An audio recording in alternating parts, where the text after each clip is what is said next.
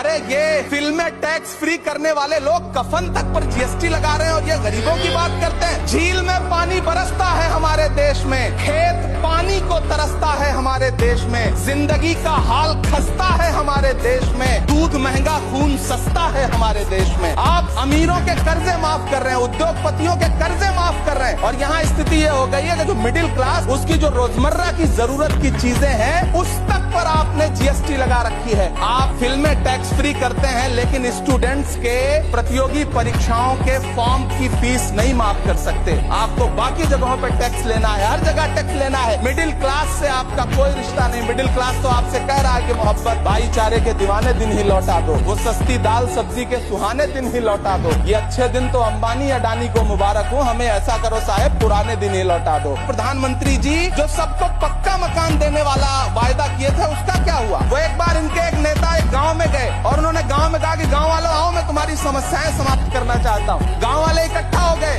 नेताजी ने गांव वालों से कहा बताओ तुम्हारी 2 समस्याएं बताओ, मैं दोनों समस्याओं का यहीं पे समाधान करूंगा। तो गांव वालों ने कहा साहब हमारी पहली समस्या है कि हमारे यहाँ कोई हॉस्पिटल नहीं है। तो नेताजी ने मोबाइल निकाला, कहीं फोन मिलाया और मिला के फोन पे पता नहीं क्या कुछ कहा कि यहाँ गाँव में हॉस्पिटल नहीं है, हॉस्पिटल तुरंत यहाँ हॉस्पिटल चाहिए। गाँव वाले खुश हो गए कि 1 मिनट में यहाँ हॉस्पिटल आ रहा है। अगली समस्या के बारे में उन्होंने नेताजी ने गाँव वालों से कहा कि मैंने आपकी पहली समस्या समाप्त कर दी, दूसरी समस्या बताओ। तो गांव वालों ने कहा साहब इस गांव में कोई भी मोबाइल का नेटवर्क ही नहीं है। ये है इनके काम करने का तरीका, ये है झूठ बोलने का तरीका।